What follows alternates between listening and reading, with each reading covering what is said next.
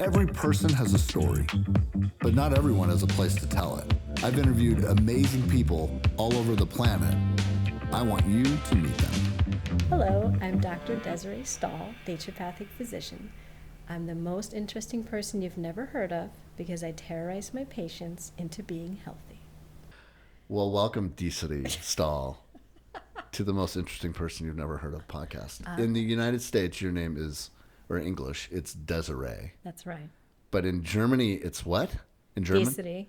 Desiree. Desiree. No American can say it right. Desiree. I've tried. Oh, yeah. No. Did I not do it right? Okay, say it again. Desiree. Desiree. No? It's okay. Nobody can do it. Only Europeans. There's something about the way you can't hear certain sounds of it because you're not trained to. But that's okay. I think it's So funny. am I missing the D? It's D. No, it's D. Den. D. Not D. De. Desiree. Desiree. Better, almost. Now you just screwed up the end. Well, so what is the end? A. Desiree. Desiree. Pretty. Desiree. Oh, you almost had it Desiree. there. Nice. Nice. Okay. Now you've gotten Got a further good than ear. anybody else. I got a good ear. Well, full disclosure, you are a healthcare provider for me. Yes. We should say this. Yes. So I don't even know if you should be on this thing, right? Are you going to get kicked off the whatever planet, the Maybe. hospital planet? I should have called my malpractice insurance beforehand.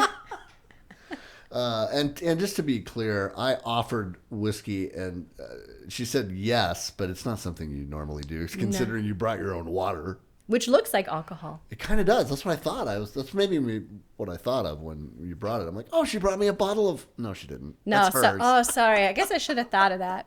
But in No. front of patients, I do tend to hide this because I don't want them thinking I'm drinking while I'm talking to them. That's right. So you are a partner in Cedar Natural Healthcare. Right.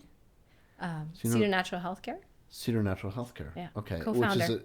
Co-founder, which is a naturopathic clinic. Yes. Am I saying this right? Yes. In Spokane, here on the South Hill. That's right. But you originally are from Germany. Right. How the heck did you get here, and why? By airplane. Pretty clever. Just family stuff. Most of my family's still in Germany. And where in Germany? Nuremberg, which is in Bavaria. Nuremberg. So only my mom and siblings are here in the U.S. We talked about this before. Nuremberg, the Nuremberg trials. Not something that you as a kid growing up in Western Germany heard a lot about. No, we sure did not. So tell me about that. You don't know the history of, or at least the way we tell the history anyway. Not at all. Not at all. Though the number one question that I got when I would move to the U.S., they would say, "Are you related to Hitler?" You're kidding me. Yes. And sometimes I'd laugh and be like, "Yeah, he's my grandpa." And they're like, "Really?" I'm like, "No, Hitler's from Austria." Well, are you? No. Oh, okay. But am just I? to be clear. No, but we did not learn about the history of the war. I think there was some form of embarrassment there about what happened. So we were not taught that in school. Now, I left when I was in 9th grade, so maybe I just missed that part, but we never really learned about it. Do you think that's a dangerous thing or a good thing? I think it's a dangerous thing. Me We too. should always know our history, right? Right. So you Right. don't do it again. Right. Right? But It that's doesn't- humanity. Humanity will always do the same mistakes over and over again. So I had you're the second native-born German that's That's been on my podcast. right, Eckhart yeah. Proy, who is a conductor of the Spokane Symphony for many years and is now a conductor. I don't know, several places around the country. I think Portland, Maine, maybe in Long Beach, LA, or something. Nice. But phenomenal. I mean, phenomenal conductor, musician. But he grew up in a different part of Germany. Right. He grew up The on east the side. east side. And I grew up on the west side.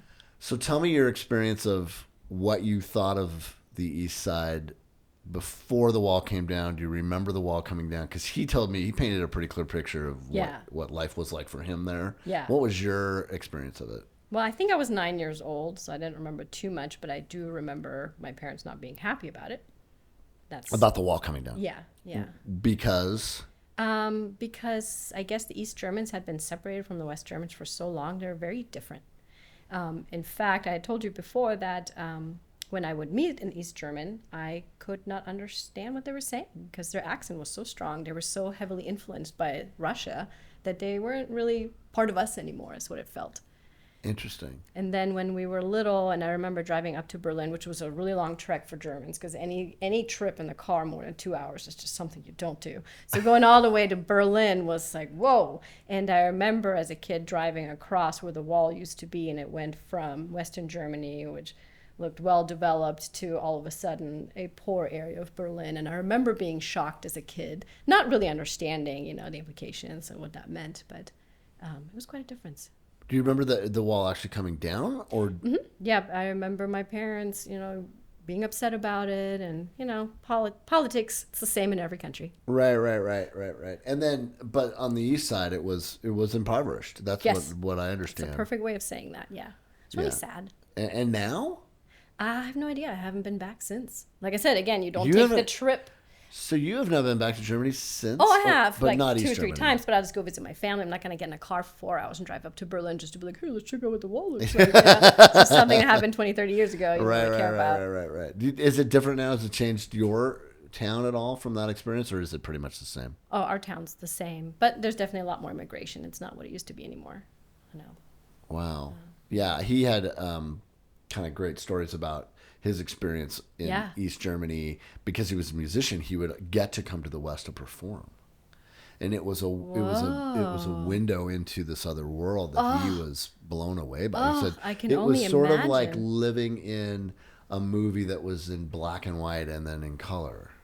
Was how he described it. I think. could see how you would say that. Right? Yeah. And Yeah. such a different and he was a bit of a rebel at some point. He's like, "Why are we here? What's going on? Right. I don't I don't want to live like this, Yeah. And then it did come down and sort of opened up everything for him. But so what medicine was not in your future then, right? Or was it? No, I don't think so. And that's pretty young. Yeah. And you came from there to Colorado Springs. Yeah. The Springs. The Springs, that's as right. they say. Yeah. So you essentially grew up there as much as you did in Germany. I was 14, 15 when I moved to the U.S. Okay. Mm-hmm. And what brought you to medicine, and particularly this kind of medicine? Because that's what I want to talk about. Yeah, for sure. This has been. We'll get into a little bit of our backstory and how I met you, but yeah, what was it that made? Did you approach this first as a Western medicine or traditional Western medicine doctor and then transition, or did you start out as a naturopath? And how has that changed since the time you sort of entered it? Because there's been a lot of change. Has there? Well, has there? I don't know. I think people are a lot more open to this than. Oh, to natural medicine? Yes, to natural Yeah, it medicine. depends on where you live, that's for sure. Yeah. But, so when I was a teenager, coming to the U.S., all of a sudden I realized my hormones as a young teenage girl went from totally normal to screwed up. So I went... Just from coming to the United States. Yeah, just within months, all of a sudden they were off. And for years I was dealing with it. So I went to an OBGYN as a 17, 16-year-old going, what is going on In the here? United States. Why is this happening? And she said, oh, we'll put you on a birth control pill. It'll solve all your problems. And even as a young girl back then, I was like, that's it? You're going to just give me a pill? It's not the answer. Right? I'm coming to you to find out what happened. It was normal. Now it's not. What's the difference? No answer, birth control pill. And I kind of stuffed that away in my mind. And I thought that was weird. I didn't get on a birth control pill. I'm like, whatever. Just keep living my life. So graduating from high school, I always knew I wanted to help people, but I definitely didn't want to be a conventional doctor, I'll tell you that. Because I'm the kind of person, I look at things and I go, what's the underlying cause here? What is the fundamental rule here that determines your health and what doesn't? And it didn't even just apply to health, like anything in life. There are fundamental rules to this earth and the universe and planet, how everything works, that if you figure out what they are and you follow those guidelines, you live a happy and healthy life. And I've always thought about that.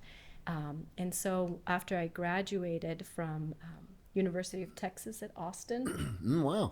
I was Hook 'em horns. Right. I love that school. It was a great Horns school. up, as they say.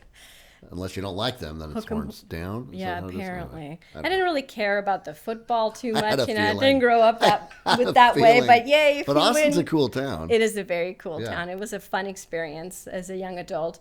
So I went into, initially I went into electrical engineering. And I'm like, no, this is so boring. You cannot have a joke with anybody next to you because those electrical engineers, it was kind of boring. So I'm like, I thought that natural science was much more interesting than man-made science. So then I went into natural science, and I was biology. What? Yeah, so I was drawn towards they had a natural science department in the College of Science that was for studying human relationships. And I thought, oh, that's really interesting. So I can incorporate science and people. Because one of the things that I always thought of is it's so interesting. We go to school and we learn math, we learn English, we learn all these things, but we never learn how to deal with other people. So true. And we spend most of our lives dealing with other people. And I thought that was so silly. So I decided to go into that, learning about, in a essence, psychology, but with more of a scientific spin on it. Then I was going to go into research. So I had a what are those? Mentor who was a PhD. She wanted me to mentor under her. She wanted me to get a PhD in this. I forgot the name of my degree, which is really sad. I think it's called Human Science and Family Development or something like that. That sounds fancy, right? Yeah, we'll just go with that. And so I did I did my undergrad thesis under her, and she wanted me to go into the PhD program. She was going to be my straight route into this PhD program. And she said, well, what I learned during that time is that you have an idea about something you think about relationships, and then you spend years studying this idea and writing essays about it and trying to get funding so you can do more studies on it. And I thought, that's stupid. That's a lot of work. It is a lot of work just to answer a question like, how long do daters date before they move in together? Like, it's just such a dumb thing. So I was like, okay, it wasn't exactly occupying your full attention. Funny thing is, she nominated me to be the Dean's Honored Graduate. And I was like, I'm good. I'm not going to go to this graduation. This is stupid. So I'm going to go just leave and figure out something else. So this was in 2008 when the economy was really bad. So I graduated with just like a 3.9, 4.0 from a prestigious university. It is. And I couldn't get a job. And it was 2008, so I was pretty unlucky that way. And so then I started working for this doctor. It was like a family medicine place. Because I was always drawn to medicine. And it was a big place, and I knew I didn't want to be a conventional doctor, but I was just working there for a while trying to figure out what I'm going to do. And I developed an interest in Oriental medicine. So what is that specifically? Right. A little bit deeper than acupuncture. You can become an Oriental medicine practitioner where you learn acupuncture. It's a specific... Yeah, where you use more herbs and more ways to treat people, but you don't quite have the same abilities as a conventional doctor does. And the reason I was drawn to it, because the basis for Oriental medicine, the yin and yang, is about the balance in life, right? If you have too much excess of one or deficiency in another, you're going to be imbalanced and you become sick. And I thought, that makes a lot of sense to me. It does make a lot of sense. Yeah. They say that acupuncture is really good at removing excess. So if you have excess of some energetic aspect, stabbing a needle in helps break up that excess. But it doesn't feed deficiency. Herbs do. Okay, so it's one part of it, but it needs a counterbalance for the weight. Exactly. So I was going to go into that, and I befriended one of the young doctors who was there, and I was talking about that with him at some drunken party where we probably had whiskey. I just don't remember. And he said, why don't you become a naturopath? And I was like, what's that? And so I looked it up, and I was like, okay, that's what I'm going to do. It sounded right to you. Yeah. So how did you get into the University of Texas? What brought you from Colorado Springs to the University of Texas? Is it just you applied to this because it had an interest, or what brought you that to? That's not exactly down the street. I guess it's not that far, Texas and Colorado Springs, but. Well, yeah, I mean, I was adventurous. I did not like Colorado. I went from all wet and rainy Germany to dried out Colorado with high Yeah. elevation. Your nose would bleed all the time. My hair was flat. Yeah. So, I had to go where my hair looked better. Oh, I'm just okay. kidding. It's all about No, the I hair. followed a boy. That will do it. That one didn't work out, but it was sure a ticket to Texas. And so then I was in Texas, and I'm like, I gotta go to college. I can't just be screwing around. So that's what I Yeah, went you're to. German. You can't No. screw around. You got dude. stuff to do. You got stuff to do. Right. You guys. Oh my gosh, that's awesome. So I met you because my wife Johanna has gone through a battle with breast cancer, and she was really a patient of yours and is, and sees you about all kinds of stuff. But this idea of naturopathic or naturopath, however you say it, was very interesting to me because I just felt like, the Western options, similar to the experience that you had, were sort of, well, just do this or. Right. There wasn't a lot of conversation about it, Right. and in some ways, because of, I think, HIPAA and all kinds of rules about what a doctor can and can't say, they sort of can't say things. It's sort of been designed that way. Right. Is that an American thing? Is that a worldwide phenomena? But there are things that as a physician you can or cannot say, correct? Or can or cannot Essentially, or stay in your lane in a certain way. Essentially, it just depends on whether or not you want to get sued, is what it comes down to. Gotcha. So in conventional medicine, doctors these days learn how to treat per flow chart. It's flow chart. Patient presents with this symptom. Run this test. Is the test positive? Yes, do this. Is the test negative? No, do this. They just follow the flow chart. Because if they follow the flow chart, you can't really get sued. And that's not necessarily, because everybody's different. Everybody's different. Physiologically, we're all very different. Mm-hmm. That's not necessarily the best way to help someone No. feel better. No. And so insurance companies and malpractice companies will determine that. They call that, what do they call that? I forget the name. I'll forget about it. Scratch that part. But yeah, so insurance companies will determine that. Most doctors' schools are funded by pharmaceutical industries, so their only answer is medication. They're also bound by how much time they can spend with a patient. That matters. You cannot look at a picture of a whole human being in a span of a few minutes. One of the things that I've learned in this process with going through Johanna's experience, as the spouse of someone who's got cancer, which is a whole different game. Yeah. You and I have talked about that, but it's a tough, you kind of can't say anything, but you sort of realize, oh, whoa, I'm experiencing this too in my own way. And I think a lot of people that do that, I've learned a lot about how I'm dealing with this. Yes. And how she's dealing with this. Yeah. And they're very different experiences, honestly. Yeah. And just as traumatic on either side. Yeah, just as traumatic. I think so too. But one of those was just the experience that I had sort of on the experience of Western medicine and what the options are that are there. And then trying to try some alternative stuff. Johanna's very... she's been somebody that's really interested in natural. Ways of living. Yeah. She's a natural childbirth instructor. And so she would teach thee classes about, hey, you're in charge of your own body and you have your own experience going into birth. Yeah. And, you can ask for some things that they may not give you, but you can sort of demand and be really strong as sort of an advocate for your own health, Yeah. And then she sort of realized, whoa, now I have the opportunity to do that myself. What am I going to do? And how am I going to be seen in this? And is there a balance between the two? And one of the things that we learned was, and maybe this may be not your experience, but what I had heard and what we had learned is that as you go through medical school, you're not given a lot about nutrition. You're not given a lot about food and eating good and what you put in your body. It's really... It is awfully a lot about pharmaceuticals and what you give and not give. Is that true? That through the stat I heard is, in your entire experience of medical school, which is years, maybe 6 weeks on nutrition.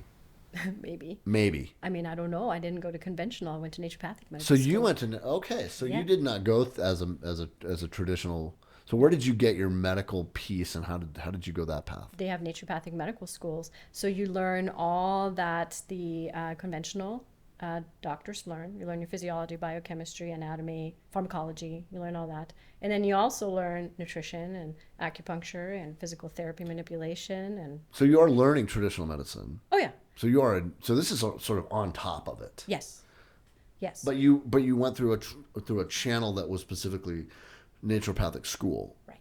But it does teach Western medicine. It does teach Yes, it traditional, and it is certified to do so. Right. That's why we have prescriptive rights. We can order labs. We can do everything. So you can do everything that any doctor can do, but you also have sort of another set of skills. Is that how that works? Yep. And what are those areas that say a traditional Western med doctor wouldn't have access to? Right. That you got. What did you have access to that they don't? Right. Extensive nutrition knowledge, botanical medicine, acupuncture, adjusting necks like chiropractors do. We learned that as well. I wasn't very good at it. I'm too tiny. For a German girl, you're pretty tiny, I hear. Yeah, it's true. IV therapy, that's usually the most of it, because you do spend most of your time learning conventional medicine, and you learn the natural things on top of it. What I like about it is it is founded on a different philosophy than conventional care. Conventional care is how is the body malfunctioning, and what chemical can we give it to change the way the body is functioning. Natural medicine is more about the body is malfunctioning. Well, why is it malfunctioning? Does it not have the proper nutrition?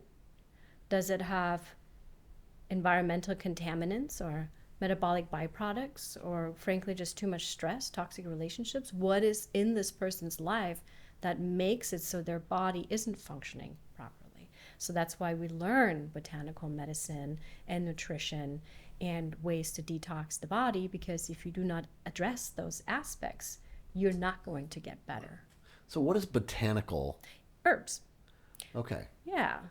Herbs like ashwagandha is the big one these days as a big fancy herb that people are using all the time. I've never heard that. Doesn't it sound fancy? It does. It's very exotic. It is very exotic. Holy ashwagandha. Yeah, I have a ton of tinctures and herbal medicines that I use on a daily basis. And the reason I like to use them is because they provide the body with nutrition that you don't get from your food otherwise, and that's why they work. Because the food that we now eat is not the food that it's a joke. That was once the planet gave us right. for the last centuries. Right. It's a joke. What do you mean by it's a joke? Well, our fruits and vegetables in particular, have lost 90% of their nutritional value. So even if you are eating lettuce and broccoli, well, you're just getting fiber and a little vitamin K if you're lucky. Our fruit is deficient in nutrient as well. The soils are overfarmed. And that's if you eat healthy, right? Our meats are injected with antibiotics. The meat is fed with grain, so it has unhealthy fat ratio, and we're going, oh, everybody's getting heart disease from beef. But they're never thinking about, well, what did that beef eat? Can you be healthy eating sick meat? No, you cannot. But then most of us eat processed foods, chemicals, additives, dry food, no vitamins, except for artificial ones. And so we get sick. Unless it's a burger, then it's okay. Yeah, I think all burgers are fine, yeah. And milkshakes. That's what I heard. Fine. Yeah, on Sundays. No, but I mean that is the life that I've sort of been experiencing with Johanna taking this alternative route, right? Yeah. Mm-hmm. Has been, I mean, I've just seen dramatic changes in her. Yeah. You have too, in her body and her life and how she lives, with the idea that the body can heal itself. Yes. If it's fed the right things. That's correct. Right? Yes. So, the experience that she has gone through a few different, paths here. One of them was the Gerson path, which was right. Juicing essentially, all organic Flooding food, the cells with nutrients. Yep. No sugar, no salt. Right. Organic food, coffee enemas. Yep. Which is a huge part of Gerson her therapy. life and a big sacrifice and a lot of work. Yes, it is. And a lot of different supplements that the body wouldn't normally be getting because, like you said, there's nutrition that doesn't exist now. Right. Or the nutrients are not in the foods that we eat. Right. When you say organic food, is even it deficient or is it pretty good?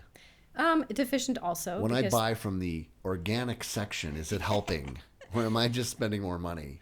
well, it is helping because you're getting less exposure to herbicides and pesticides, which is an important factor for health also.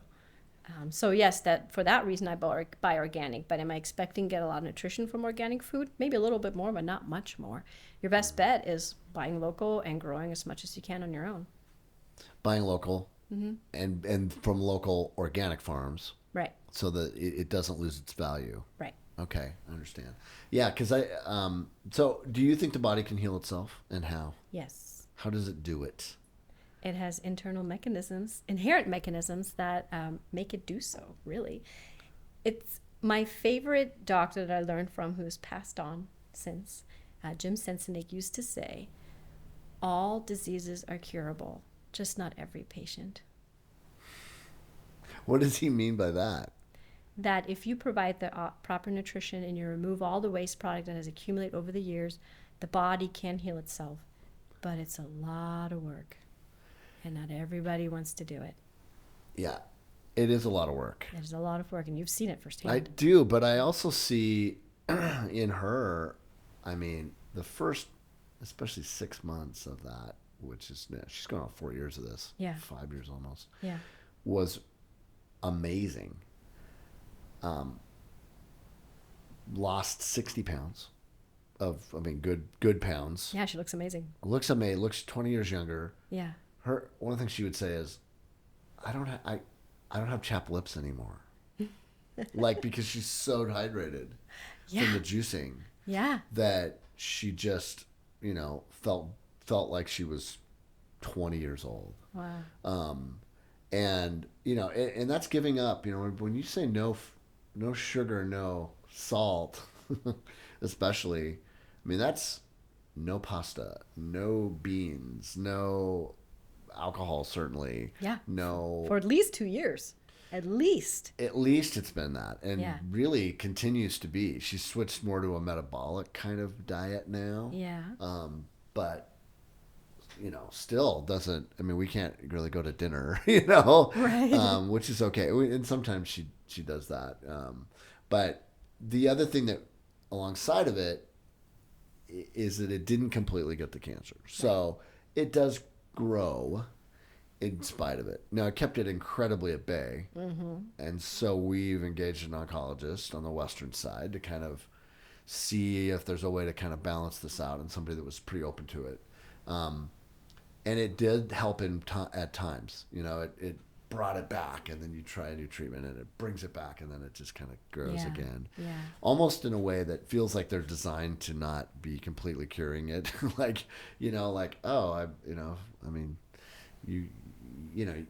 It's possible.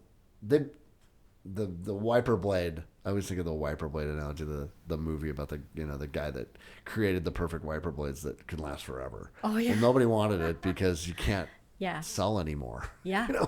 Used by one, and that Yeah. isn't very good for commerce. I don't know that it's the same way, but it feels, my experience a little bit is, you have early success when you try a new treatment, and then it levels off. Yes. And it levels off to a point where you kind of have to stay with it a long time, and that's expensive. And you're going to sure pay them a lot more than if Yeah. it had done really well and then had another round of really well. Now, Right.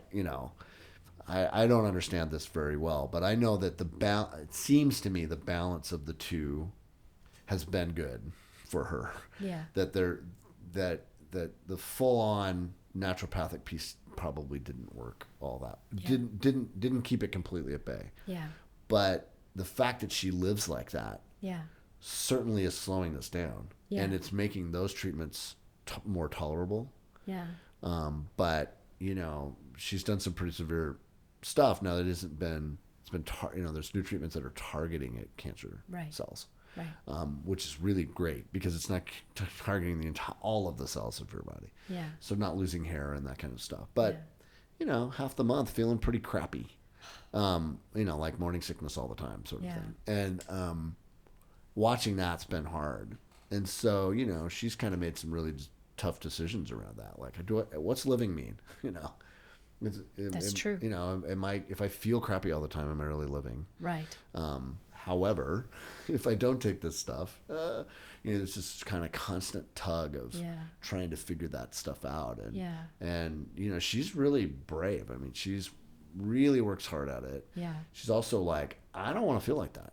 Yeah. And doesn't it make sense to feel good? And so, you know, kind of putting that aside for the last few months, she feels incredible. She looks incredible. And I'm sort of like, well, if you feel good and you look good, then maybe just keep doing that. Maybe you can outrun this thing, you know, who knows? But that balance of those two, do you see that a lot in patients where there's just this dilemma? Mm-hmm. Because I don't know if, like you said, we have the food to do it 100% full on. Yeah. I think you need a little of both, because I've certainly changed how I eat. Yeah.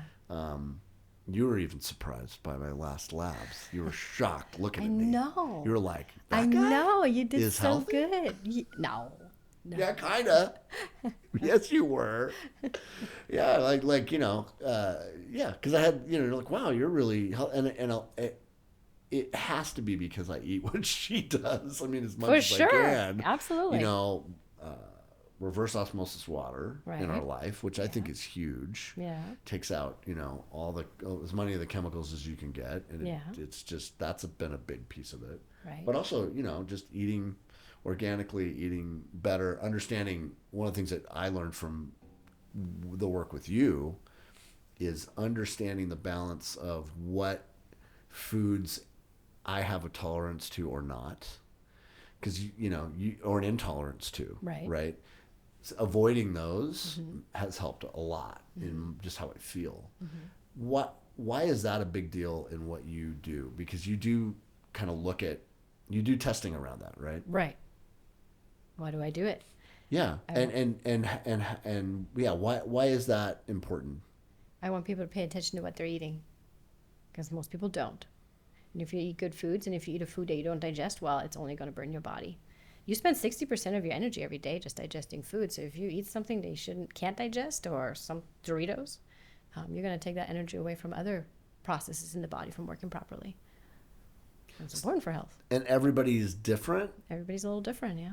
So what your intolerances are different than mine. Maybe they are, maybe they're not. I don't know. Well, I think it's time to tell the world. No. What are your intolerances? Because I'll tell mine if you tell yours. Well, I'm not going to tell mine. They're secret. Just in case somebody sees me in public eating it. Oh, yeah. Well, I don't care. I don't have that problem. It's not the business I'm in. The most important aspect, I tell patients, if you're looking at eating the food that you love that you're intolerant to, or eating Doritos that have a bunch of chemicals in it, please eat the intolerant food, because at least it's food. It's not food. Red dye. Right, exactly. And we are bombarded by that. Does that drive you bananas? How do you watch the Super Bowl? You probably don't. But, I didn't know. Yeah. But I mean, we're bombarded by processed fast food. Yes. But not just that, chemicals in the environment. The Gerson therapy is the only thing that I have seen reverse cancer 100%. And there are other therapies out there that they're utilizing in Asia that basically do the same thing. And I've had patients come in with cancer and come back with it resolved. And so if it's not fully working, then what else is in your environment that's preventing you from being able to resolve that? The whole way you get healthy is you remove all the chemicals and toxins in your food and your environment, and you clean out your cells and you flood it with nutrients. If you're doing any other therapy, like chemotherapy, for example, that's more toxins and chemicals. While it might stop the cells from multiplying, you're introducing more chemicals. So then you're going back to the clean version. Then you're going back to this version. So you're going to be ping-ponging back and forth until you decide you don't want to do this one and you do something else. You know what I mean? Yeah. So it's not just our food, it's the environment we're living in that's making us toxic. It is actually illegal to own and operate in the United States a Gerson clinic. That's correct. Why? I don't know. That seems, because a Gerson clinic essentially is, I'm going to teach you how to juice. And wash out your butt. Right. And eat organic food. Right. I know. Very dangerous. I know. These are very dangerous practices. It's very dangerous, yes. Okay, well, let's talk about the coffee enema. Okay, why do that, and why prescribe it, and why is it important, and why does it work? Well, according to the Gerson therapy, that when you are not consuming protein, you're just doing the juicing, you're alkalizing your body to such a massive degree that all the toxins that you've stored in your cell over your whole lifetime come flooding the system.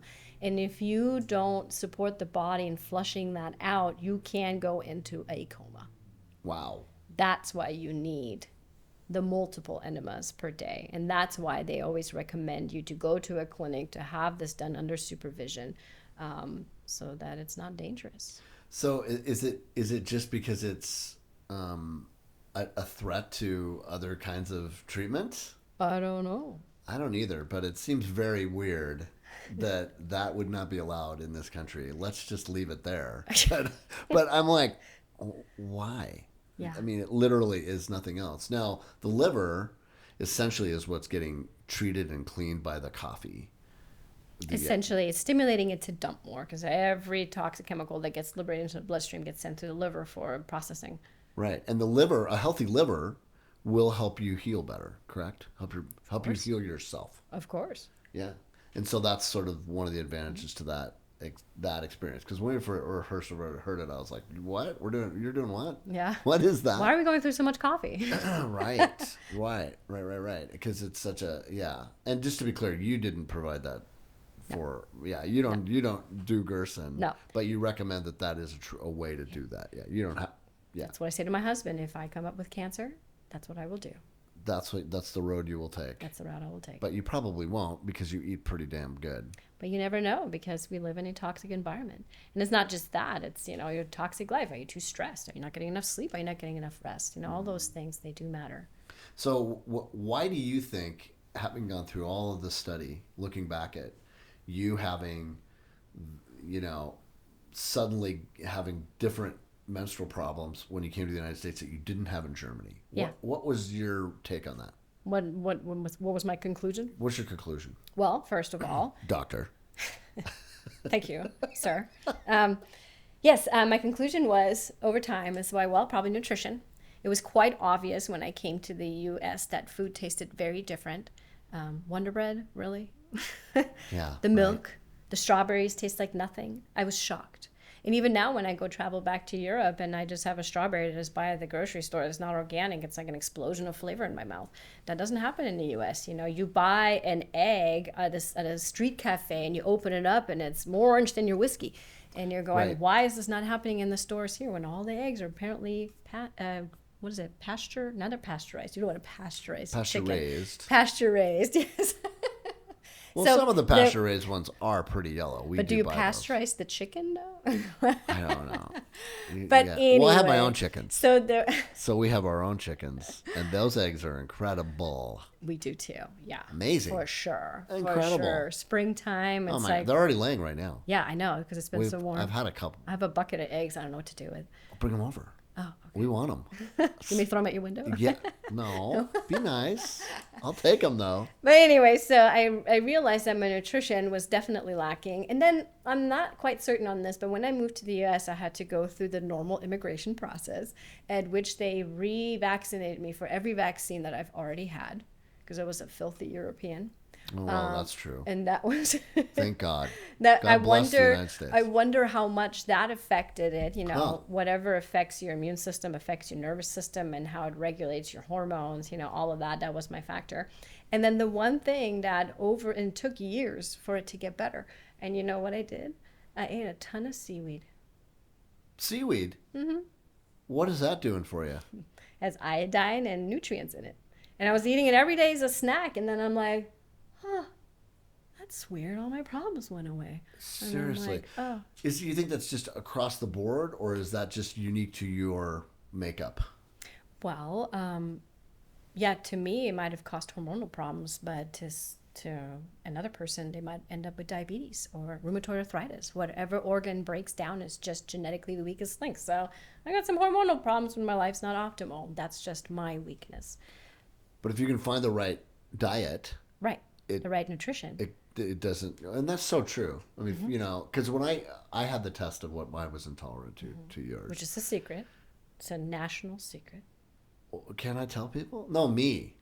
I can tell people what my intolerance. I don't care. Is it? I have don't know. no problem sharing my intolerances because Is was it actually whiskey? It's fairly good probably ma- whiskey. Well, no, it is not. Well, of course it is. That's not. Should I try it? You should try. Okay, here, cheers. Okay, All right. cheers. Let's cheers All right. Okay. Now, to alcohol. all right. Well, taste this and tell me what you think. Well, This is the ice is melted. This is a specific. This is called Amador. This is the Amador taste test with Dr. Stahl. What do you think? Tell me what you think. I'm scared just a little. Whew. Well, that'll probably definitely prevent gastroenteritis. Wow, that's a ringing support. Did you like it? Yeah, it's not bad. It's not bad, right? Yeah, but it's like, I'd But rather. why? Yeah, Yeah, because it's just sugar. kind of. I mean, why did people drink alcohol back in the day so they wouldn't die of food poisoning from eating old spoiled food?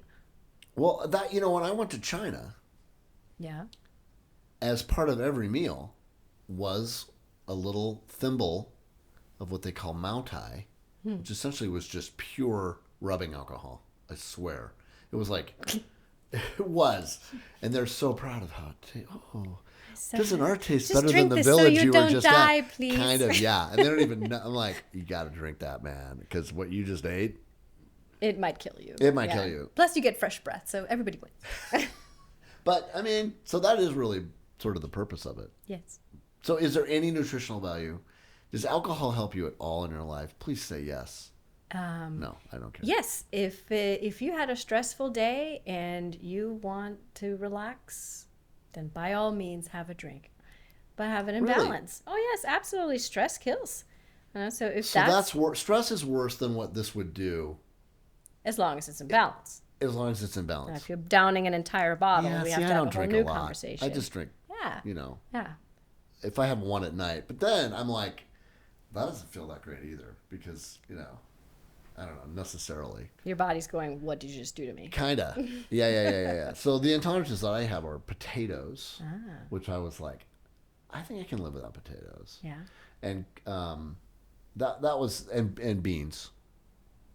So I'm like, I'm okay with that. I mean, if that means that I can have other things that I'm okay Yeah. with, dairy and other stuff, Yeah. I'll take it. Yeah. It hasn't been bad, and it has been, well, you saw that maybe the numbers don't lie, but I do feel better Good. having not had those Yeah. things, and I pretty much avoid them, Yeah. and it hasn't been I feel better. Yeah. I feel better. I don't think it's been a problem. Yeah. So should everyone figure that out and get that test? Do you think? I mean, if you eat healthy enough, you would probably know. So if you're not eating healthy, you feel You it. won't know You won't know. because everything is bad. But I couldn't have told that potatoes was my intolerance without going through you. I see. Well, I am the same. The national secret's out. Oh my God. And I knew. We share. I knew because a baked potato tear me up. Really? Mm-hmm. But they taste so good. I know. How do you do it? Mind over matter. It's Oh. German You know, discipline. I look at it this way. Potatoes and most grains, they're starvation foods. At the end of the summer, fall time, before winter comes, grains and potatoes, they're ready. They store well. They don't need refrigeration. They provide you with calories until something better comes along. Get you through the winter. They get you through the winter. So that's why you shouldn't be eating them every day, all day. People are not healthy eating grains and potatoes every day, all day. Right. don't. I've heard recently, bread was the other one. Like, I can't do pasta. I can't do bread. I don't do carbs. That kind of stuff. Well, that's the thing. There's a couple of things about this. So, I've read that if it's whole grain or too whole grain, that's not good for you either. That it kind of eats you up, or harder to digest. The whole grain eats you. Well, it's harder to digest. Oh, right? for sure. Yeah. But like a sourdough isn't. Right, because it's fermented So and pre-digested. I choose to eat that if I'm going to eat bread. That's a better option. Right. There's still larger doses of herbicides on wheat, at least in America. So sourdough's still going to be Can better. be an issue. It's better, but still an issue. Yeah, everything we got, probably it's nothing we can do about it at this point. Maybe. Maybe, unless you move to Europe. So unless you, yeah. So the other thing that I learned from going to see you, first of all, the reason I really like you is because you're pretty blunt. I keep hearing that. I don't know about this bedside manner thing. You're just like, you kind of tell me like it is. You know, You're it just kind of depends hey, pal, boom. And I was like, well, guys take well to that. With the girls, I tend to be a little bit more gentle. But guys are different. Guys just need to hear it how it is. And that's my German coming out. You kind of beat me up. Mm-hmm. And for some reason, I'm like, I listen. I don't know. What is that? You know, I don't know what that is. I don't know. Maybe it's the German coming out. Yeah, maybe. Yeah, you kind of scare me. It reminds you of your mother yelling at you or something. I don't know. You kind of scare me. But I do listen. Yeah. I don't always follow it. Like I didn't go get my labs that one time. Mm-hmm. But I did this time. And I was pleasantly surprised. Yeah, it was amazing. Within 24 hours, right? Yeah.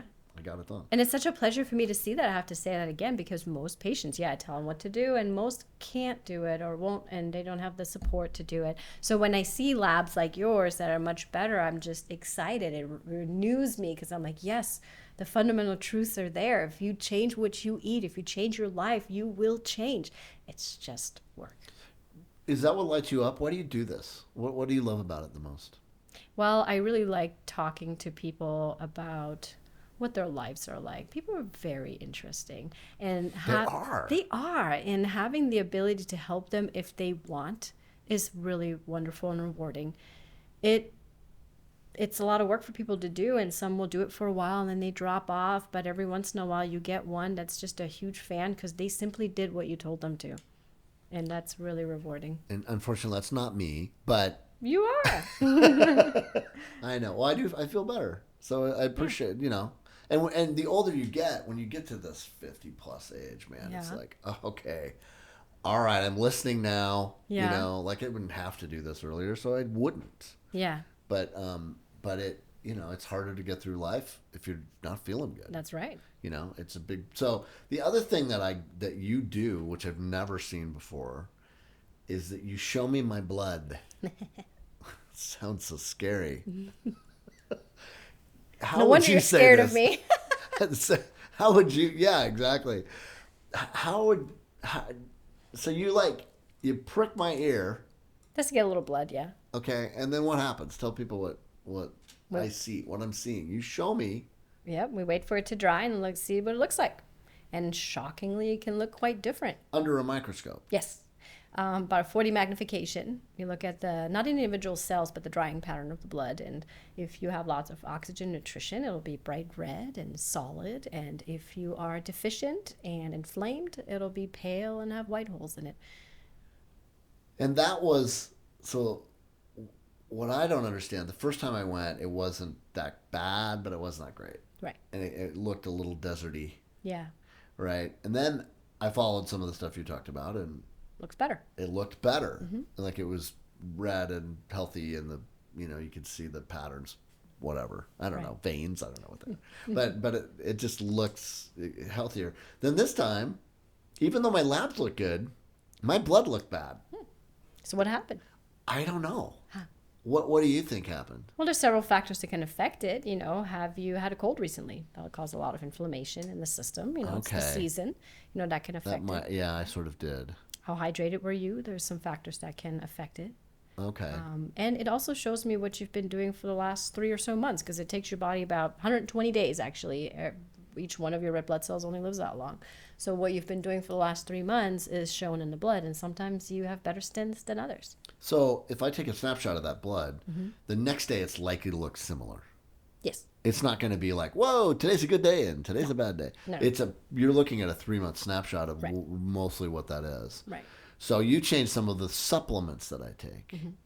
And so we're, in a couple months when I come back and see you or whenever that time is, we'll look at it again and see if those helped. Yeah. So supplements are a big part of what you do. How do you know the ones that are right for me, and how do you know the ones that are right for you? Well, it just depends on what health conditions that you're dealing with. But supplements, really, I generally only use them to give you with nutrition that's lacking in your life. Okay. So sometimes that's organ meats. Sometimes that's spirulina because it gives you good nutrition. Vitamin D because we live in Spokane. So it just depends on the individual. You mean live in Spokane because there's no sun? Right. But Spokane means children of the sun, you know. Yeah, only in the summertime. But, Right now, it seems those like children of the sun, you see the salmon out of the river, which provides you with vitamin D, which I do not recommend, just for the record. Do not eat salmon out of the current Spokane River. Why is that? Because it's full of toxins. It's full of Yeah, pesticides that have come from farming. right, exactly. Yeah, I know. I've done a couple of projects on that, and you can stand kind of where Latah Creek comes into the Spokane River. Yeah. There's a point at which you can see that over in West Central on the Summit Boulevard. There's a running path, and you literally can watch the two rivers come together. Yeah. The Latah Creek and the runoff in the spring from Latah, which is really coming from farmland. Oh, Pouring into the Spokane River is hard to see. Yeah. And, it is this juxtaposition that we have, right? Of the richest farmland of the world feeding millions of people, and yet potentially killing salmon that is vital to at least the native community and should be to us. right. And when you go to Alaska and you see the teeming streams full of all kinds of Life. fish and Yeah. life, Yeah, and what it used to be here and isn't now, right. and those things matter. Those things kind of affect how we eat. They affect Of course. the world we live in, and Yep. they do cause, in a lot of ways, just us to be less healthy. That's correct. We're living longer. Well, conventional medicine is very good at keeping you alive longer. It's just not very good at keeping you healthy. Or feeling good, Right. feeling healthy. Right. And so the stuff that you provide does that more. Do you think your patients feel better? Yeah, that's the whole goal. If they don't feel better, what am I missing? Right. It's a puzzle to figure that out. Yep, every person's a puzzle. You also provide IVs. Some. Not really. The FDA Or kind of alternative- cracked down on that. You can't really mix more than 2 or 3 vitamins into a bag without having specialized equipment. Okay. So I don't. There's facilities on the South Hill that do that. And how is that helpful? Sometimes like vitamin B or. Yeah, I mean, vitamin B helps with energy. Personally, I'm not much of a injection type proponent. I like for your digestive tract to decide what enters your bloodstream, not a needle. But IV therapy is very helpful for those who have chemotherapy and their digestive tracts don't function properly. Well, how else are you going to get those nutrients in? And then I go, well, get the IV. Your kids, how do they eat? How healthy are they? What's it like to be your kids? I don't know. I'm not sure if I want to ask them that question. on the eating food, living side, the health side. Well, let's just say it was quite shocking when we went to Mexico last year. My son was 6. My oldest son was 6 at the time, and he really wanted candy. So I was like, okay, let's go to the store and get you some candy. And he was walking around looking at all the candies, all the common brands, M&M's, Snickers, Twix. He didn't have any idea what any of them were. Wow. No clue. So I had to help him pick out candy because he didn't know what was what. Because he doesn't see them. He doesn't see it, no. Doesn't he see TV and that kind of stuff? Well, we don't really have that either, do you? You've kept that from them. Well, we live out in the woods, and getting TV is a struggle. So they get Just to run watch around and play. pretty much, and they get to play their CBS games, and their pads, which teach them stuff. But yeah, so my kids, for example, they will just eat food that I have at home, and spirulina. So why spirulina? Because that's something that I take. Right. What does it do, and particularly with the blood? Right. It makes blood much more red because it's full of nutrition. That's why. So what is spirulina? It's just technically an amoeba, but I just like to call it an algae so I don't freak people out. But it's just an algae from the ocean that's high in nutrition. And it's disgusting, but I've noticed with both my boys, when they were little, you would give it to them and they would chew it up and they would ask for more. They always ask for more. Really? It's really shocking. And I'm like, wow, It doesn't taste good. No, it doesn't. It's disgusting. It's I can't horrible. chew it up. No. I can't. No, But they chew those they tablets? chew it up, and then I would What? have arguments with them because if they have more than 4, they get diarrhea because it's so much nutrition they can't absorb it all. And they're like, "I want more." I'm like, "No, you can't have more." What is the draw there, do you think? Nutrition. That's why kids don't want to eat their vegetables these days. If you give them some broccoli that's raw, they're like, "Why do I want this fiber?" There's no Right. nutrition in here. They like fruit because it has calories and vitamins in it, and then they love spirulina, and they eat a lot of seaweed too because it's for the same reason. They know. They know. Wow. Yeah, they know. Wow. Is there any insurance is a big part of healthcare now, or has been forever. Yeah. And that's sort of, speaking of yin and yang, the battle between those. There are now healthcare companies, hospitals, chains, whatever you want to call it, the Providences Yeah. of the world, and Yeah, Kaisers, and those conglomerates, really, yeah, that are now doing insurance. right. And there are insurance companies that are now providing clinics. Seems like a conflict of interest, doesn't Both of them seems odd, but I think that they come from a place that they mean well. Like, hey, we're just trying to streamline this for you. Or is it just Right. a battle? I mean, you probably don't even have to deal with it as much. it? No, I don't do insurance. You don't do insurance on that either. So that's got to make you healthier. Right. As a It's doctor true. that doesn't have to deal with I don't insurance. have to do it. That's true. It's a lot. It is a lot. Yeah. And what do your patients still come to you, though? Because you would think, well, I'm insured. I have insurance. Yeah. I'm only going to go, but they do come to you. Yeah. I mean, we go to you. Yeah. I I mean, our prices what's the aren't that draw? crazy. It's just like it's affordable and you get much better care. And that's probably why the draw.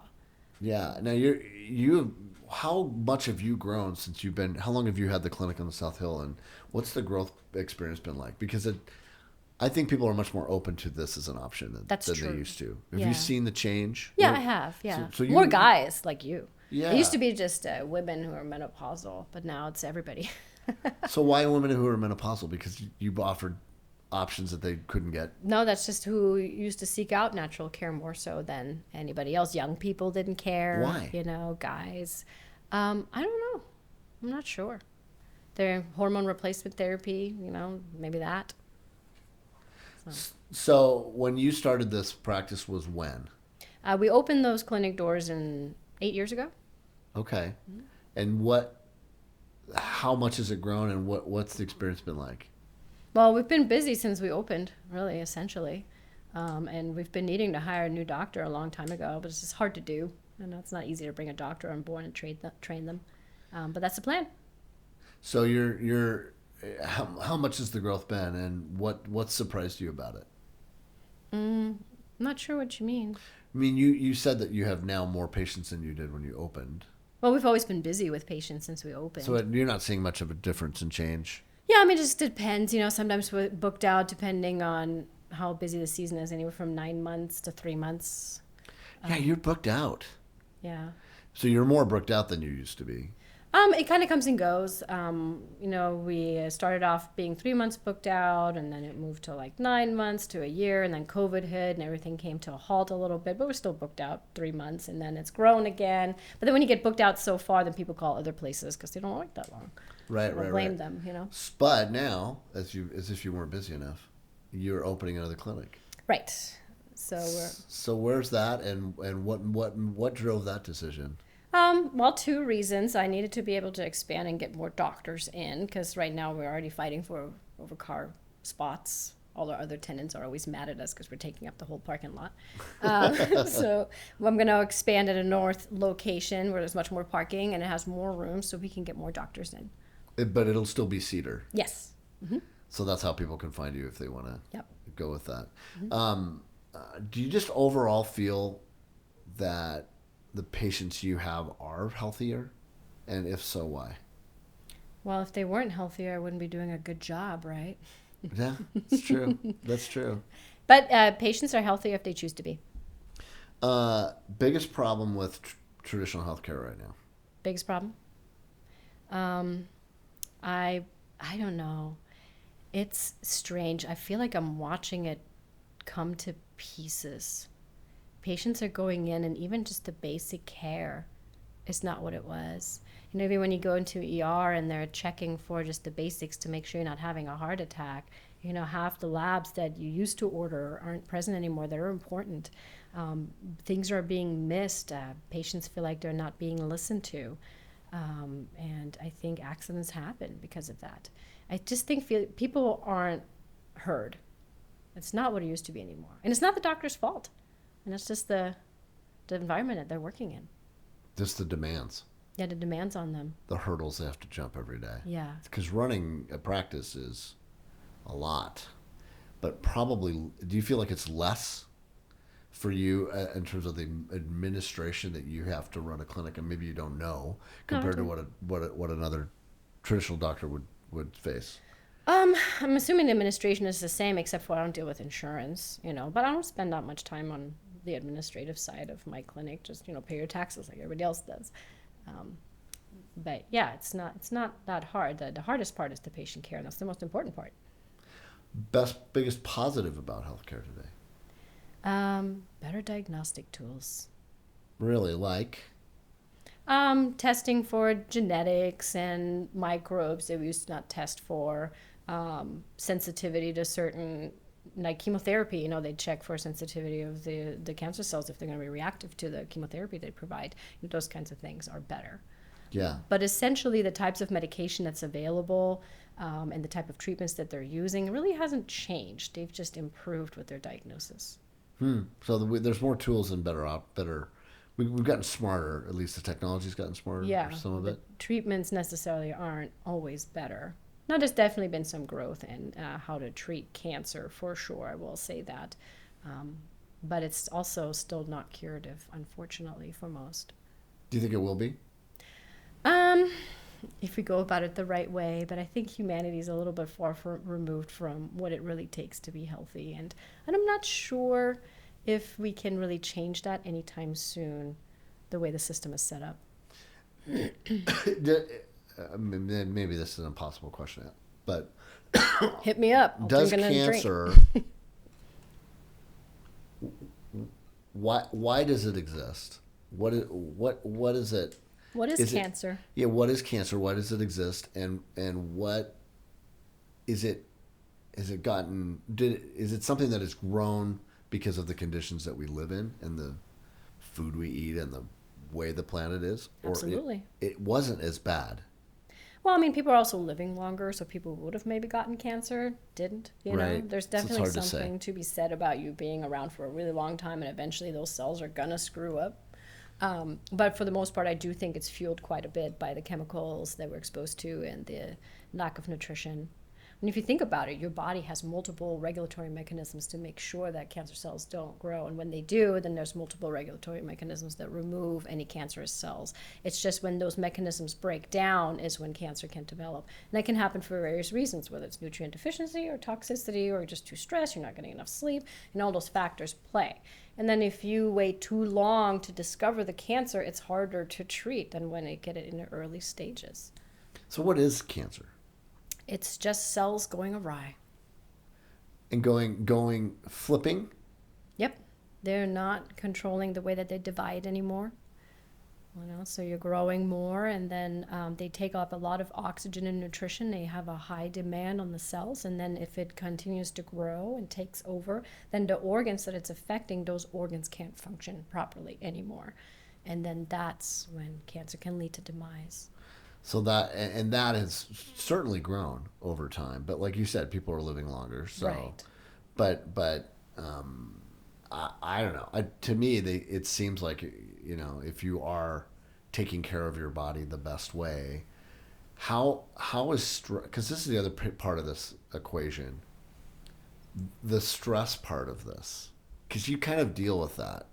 You always ask, how stressed How's are your you? life? How's your life? And I don't really get that from. I haven't gotten that a lot from a doctor. Well, what's he going to do about it? Give you an anti-stress pill? Yeah, right. Well, why is that so important? Why is that part of what you do? Well, I've just seen too many times where a patient will be in a very stressful environment, whether it's a spouse or a work environment, and I've been dealing with them for a year or so, trying to throw the nutrition at them, making sure they get enough sleep, and nothing's working, and they're going, hey, I quit my job, and all of a sudden, all their labs, everything looks so much better. Really? Oh, yes. Just because they're less stressed. Mm-hmm. So how big, if you had to cut the pie of dis-ease? Mm-hmm. Okay, I like it. Pie of disease. Is it, what kind of pie is it? Is it an apple pie Wow. or a strawberry pie? It would be a pie I don't really like. Mincemeat. Ooh. Dis-ease. Ooh. Right. Okay. I'm not a big mincemeat guy. Pecan is a great. I love pecan. But if you had to cut it, how big a slice is stress? Huh. That's a good question. I mean, Thank you. I'm not gonna go there. I generally, in my mind, divide the pie into two. That's simple. Two pieces. Two pieces. And I touched on this earlier. It's the deficiency and the excess.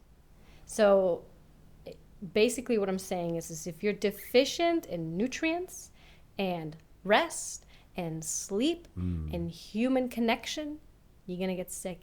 If you're excess in processed foods and stress and toxic relationships, a toxic job, toxic chemicals in your environment, that's excess. So how much you have of each, I try and ascertain. And if I'm not seeing a lot of toxic things in your life, like you're eating clean foods and you're doing the right things, you're not slathering a lotion full of chemicals all over your body, whatever that might be, then I ask, well, what else is toxic in your life? Do you have a toxic job? Like this one? Just kidding. You mean mine or yours? Yours. I think it's a toxic. I love my job. Or a toxic parent. That matters. Are you a young woman of 4 who's running around taking care of her children and working, and who's helping you with the children? Well, no one. Well, no wonder you're tired and you can't get out of bed and your hormones have dropped down. That's exactly why. That's your deficiency, so it matters. So it's either too much of something or too little. And usually it's a lot both. of things. Yes, yes.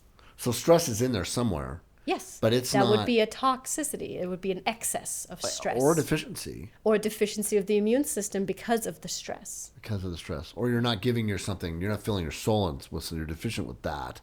Not filling your what? Your soul. You're not honoring yourself. Yes. That's a deficiency. There you go. That is stressful. Right. Or leads to that. Right. Wow. That's a different way to look at it. Yeah. I don't think people sort of think of it that way in how we care it. Most impressive recovery story of somebody that you've helped. Is there one you're most proud of where you're like, wow, I did good? I don't, because I know that every patient who gets better, they did the work. I tell everyone the same thing. But okay, then who did the best work? Like, you got a story of somebody that was, obviously can't say their name. For sure. No, there's multiple people who have come in and they changed their diet and they lost a bunch of weight and their blood pressure went down and they're happy and healthy. I have multiple of those. I can't really say anything specific. And they would bring in all their friends. They'd be so excited. All their friends, this doctor is going to cure me. And they come in, I tell them the same thing, and they don't want to do it, and they don't get better, and then they call me, why is this not working, doc? Cheers. Yeah. So, That's yeah, what it okay. is. So you're really just saying the same thing. Mm-hmm. Anybody you're most proud of? Like a story where you're like, wow, I didn't think that would get, besides me. I'm very proud of you, yes. I mean, Or it's not something that I did, though. That's the thing. that's okay. But just that you're the person you're most proud of on that's helped themselves. I mean, I would say for the most part, it's a person who did the Gerson therapy and cured his own cancer that's metastasized all over the body. Really? Mm-hmm. And that did it? And that did it. What was that like for you to see the results of that? It was inspiring. Keeps you doing what you're doing. Yeah, it does. Because like with any job, a lot of the times you don't necessarily get to see what you went in for in the first place, and so you get a gold nugget every once in a while. And most of the time I don't see patients get better. I just see their friends who come in and tell me about it. Huh? Because why would they come back? Yeah. But they do come regularly. Some do, and some don't. Everybody's different in what their needs are. So once it's working, they don't necessarily need to come back. Not necessarily. And I'll hear from them years later, and I'm like, well, I started eating bad. Can you give me a kick in the butt? Yeah, you're mostly there to yell at people and make them feel bad. That's my experience. You're making me sound so you're nice. telling me that the fact that I do come see you is not good. Not necessarily, because there's some individuals who just want someone in their corner, you know, to help them. You things. definitely do that. You have done that for me. You've kind of built, wake up, pay attention to what you're doing, be conscious of it. Yeah, and are you doing okay? And that is not something that I get a lot. You don't get that from a doctor, at least. Yeah. I think that's very rare. Yeah.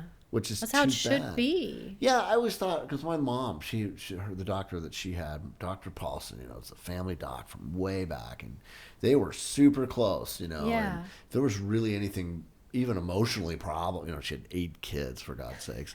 So she would go see Dr. Paulson, and he would make her feel okay, and stuff, and it wasn't giving her Valium or whatever. Yes. It was just that she had someone in her corner. Yeah. And I think I don't know, it feels like that's not as prevalent as it used to be, Yeah. You may not think about this, but I do a lot of work. I'm often telling stories that take me to rural towns lately, the last few years. It's a big challenge, I think, in this country is the way smaller towns are now. They're not healthy. If you were a patient of yours, they'd be sick. Do you deal with that sort of rural piece at all? Yeah. Do you experience that? And what are you finding there? I'm finding that those who are surrounded by farm fields have a lot of neurological issues. And that's concerning. Neurological issues. Yeah, like MS, for example, or immune system issues or severe anxiety. I'm finding that a lot. And then depending on the food that they have available, a lot of times it's half a Safeway that they can shop at. Well, that's true. The sort of food deserts that exist now. Right. There's not a lot of options. Right. And then I asked them, And have there you certainly tested? aren't doctors that every little town used to have the doctor there. Right. Oh, yeah, and that's not happening anymore either. I mean, right? Are there? There are not doctors in the small town. When I was really a kid, doctors anywhere anymore. yeah. Why is that? Because it's primary care physicians make less than high school teachers these days. That's why you're seeing. Excuse me? Yes. That's why you don't see an MD anymore. You see physician's assistants, PAs. That's why you see nurse practitioners, because there is no money for a conventional doctor to be in primary care. They all specialize, because otherwise they have a whole lot of debt for medical school that they can't pay. And why is that? Because they can't charge enough? Is it because what's caused that to happen? Do you have any idea? There's no money in primary care for them to get reimbursed by insurance companies enough without killing themselves and keeping their doors open. The reimbursement rates are so low. So that's one of the biggest reasons Yes. you're not seeing the doctor in the small town. Or even here. Or even, yeah. Right. Wow. It's rare now where you see an MD primary care physician. In fact, I really don't know of any unless they have specialized and gone into, just women's health or whatnot. Interesting. Mm-hmm. The lack of that at the school level, right? And health, sort of bringing up new doctors and going to that. How do you think that is it getting better, or is it still a problem? Which part? Just the lack of students. Oh, I don't know. Is there a lack of students? I didn't think I don't know. so, Maybe 'cause- not. Yeah, maybe not. I don't think there is, because they're always having to do the MCAT to get in. So there must be a demand. They wouldn't have that test unless their schools were overrun. Right. But yet you're not seeing really medical doctors anymore. Right. MDs. Right. That's what you're talking about. Yes. Okay. You would just see people who end up specializing. Endocrinology, gastroenterology, and OBGYN. You don't see primary care anymore. Right. We've been doing some work with some clients that are dealing with this sort of rural lack of healthcare Oh, yeah, yeah. in rural areas. I see. I did a project for in Alaska with in southeast Alaska with a native health system, Yeah. and they were recruiting doctors there, and they were giving big incentives to paying off student Their loans. student loans. Yeah, yeah. It's like Which I Doctors thought was Without Borders. pretty amazing. Yeah. So that you would go, to a small village, basically in southeast Alaska, but that 2 or 3 years of experience of service that you would give there Right. would defer your loans or Pay them off. Pay them off. Yeah. What do you think of that? And do you think that's a good solution for part of this problem? I suppose so. I mean, I don't know. How good care can you get? Speaking of that, when you studied, Yeah. did you have to pay more because you had to? I mean, is a naturopathic Degree path cheaper? Yeah, is it cheaper? I mean, I don't think so. Doesn't sound like think it. so, Sounds no. like it would be more. Maybe. It was definitely a lot of studying for sure. I remember when I got my wisdom teeth removed in my 4th year, I was like, oh my gosh, I'm so busy. And he was an MD jaw guy, I forget the name, who removes, And he's like, what? I wasn't busy at all in my 4th year. I was just doing rounds. I was like, what? Because we're just getting hammered with the normal curriculum in addition to all the natural stuff we learn. Yeah, it sounds like you've got a lot more to look at. Yeah. Is there more on that side of the world of natural sort of health? Is that growing and becoming more Natural acceptable? health? Yeah, accepted Oh yeah. than when you started? There's a tremendous growth. When you started, was it taboo? How do you describe it? It depends on which state you're in. There are some places you can't practice as a naturopath. It's illegal. Still? But that might have changed by now. I haven't looked into it in a while. Really? Mm-hmm. And now, much more commonplace, much more... Depends on the state again. That you're in Washington State, we have all the rights. There's many states that you do, but there's also some states that you're limited in what you can do. And have you just generally feel it's more accepted? And if so, why? Because I think people are seeing that it's working and they're getting to spend time with a doctor who can take care of all of their health needs and send referrals if they end up needing to see a specialist. And you still will refer to Western med all the time. Oh, yeah. I say, well, you know what? Let's take a look at your heart. They have got fancy tools that I do not have. Let's find out what's going on, and then we'll get back and we'll figure out what we're going to do about it. That's great. So you're still accessing all the tools that you would possibly have. Oh, yeah. Yeah. Because I think there's people who think that's not the case. Oh, yeah. No, witch doctor that would be irresponsible, to not refer if you felt the need. And not using all the tools all the options that you have. Absolutely. Yeah. What do you love the most about your job? Talking to people. And really? Yes, and my favorite is when they call me back and they say, that thing that you said to me last time, I was really thinking about that, and it just opened up something in their life that they never thought of before. And I get to do that while at the same time going, stop eating Doritos, get enough sleep. It's a way to address someone's health 360 rather than just one thing. I know. Yeah, I think the ability that you have, the gift, I think, is the listening. Yeah. And I don't know if that got taught or if that's just something you have. I don't know. You just get better at it over the years. Now I can sit down from somebody and within 10 minutes I know what their problem is. And then, I just keep listening and then I say, okay, well, I think, forgive me if I'm wrong, but I think what the issue is, and they're like, you're right. And again, this is back to that pie. Yeah. Is that more often stress and what they've sort of self-talk or however they deal with it, or is it really what they're eating, consuming? All of it. There's not one heavier than the other. Depends on the patient. Some patient comes in and they are on a good diet and they're still having issues, so the big piece of the pie is going to be, well, what's your stress? Do you have a lack of sense of self-worth? Do you feel like you have to work really hard to be worthy of what you have in your life? Do you not take rest because of it, because you feel like you're not worth taking the rest? These things matter. Well, and then once in a while you have a patient like me that's just completely perfect. balanced. Yeah, just perfect. In every way. Yeah. And then... You should be the poster child. Well, thank you. Well, thanks for being here. Thanks for taking a sip of whiskey. I did 2, I think. Maybe 3. Okay, well... MIP Podcast was filmed at the studio of Corner Booth Media. Please sure to like, subscribe, and follow us on social media. You can also listen to us on Spotify, Apple Music, and anywhere podcasts can be found. We'd love it if you'd rate, review, and subscribe to help our podcast grow. Be good to yourself and stay interesting.